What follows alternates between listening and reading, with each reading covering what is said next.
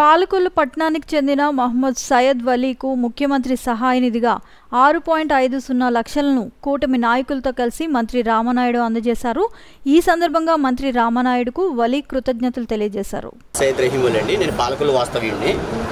నేను multiple myeloma disease తోటి గత 5 నెలలుగా సఫర్ అవుతున్నాను.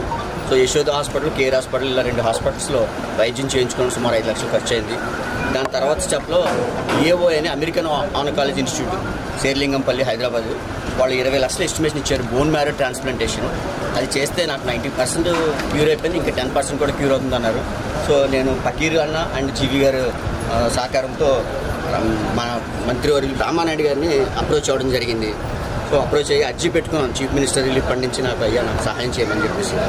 సో ఆయన అడగంగానే నా పరిస్థితిని అర్థం చేసుకుని చంద్రబాబు నాయుడు గారి దగ్గర నుంచి 6,50,000 రూపాయలు నాకు అందించడం జరిగింది. ఇది చాలా పెద్ద సహాయం. ఆయనకి, పార్టీకి, చంద్రబాబు నాయుడు గారికి నాకు ధన్యవాదాలు.